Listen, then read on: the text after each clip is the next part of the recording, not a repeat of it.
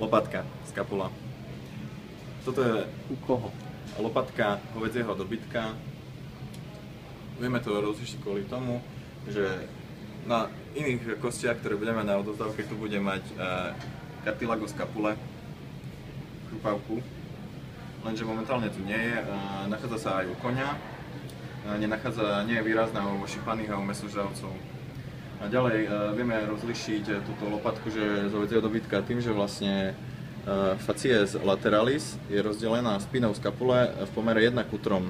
U koňa by bola rozdelená v pomere 1:2 a u ošípaných a mäsožravcov by bola rozdelená presne v pomere 1:1. Mäsožravcov. Toto je pes,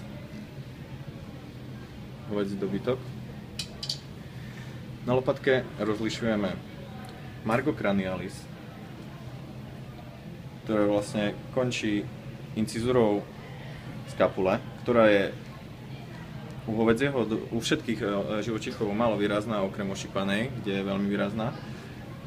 Ďalej margo caudalis, ktorá je dosť hrubšia ako margo cranialis. Margo dorsalis, na ktorú sa vlastne upína cartilago skapule, ktoré tu momentálne nie je. Čiže táto strana sa nazýva facies lateralis, táto facies costalis, lebo sa prikladá k rebrám. A facies lateralis. Facies lateralis je rozdelená, ako som už hovoril, spinou skapule, na ktorej v strede rozlišujeme tuber spine skapule.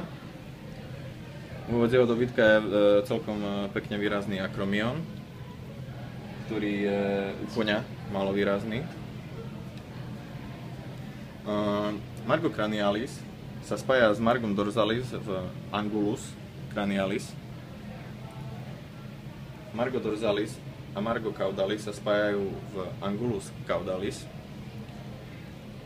A angulus ventralis, ktorý sa nachádza pod tuberom spine skapule, nám vlastne tak nepriamo vlastne určuje, kde sa nachádza kolum skapule, ktorý vlastne oddeľuje ventrálnu časť lopatky, ktorá sa upína na caput humeri. Táto klbová ploška, ktorá sa upína na caput humeri, sa nazýva cavitas glenoidealis.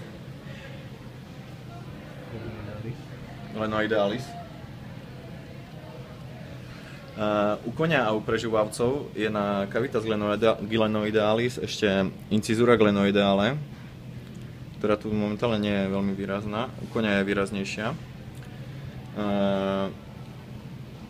Na kraniálnej strane sa nachádza tuberculum supraglenoideale, na ktorom je zvyčajne vytvorený ešte processus coracoideus, ktorý je málo výrazný u prežuvávcov, ako v tomto prípade. Tu je processus coracoideus celkom výrazný na lopatke psa.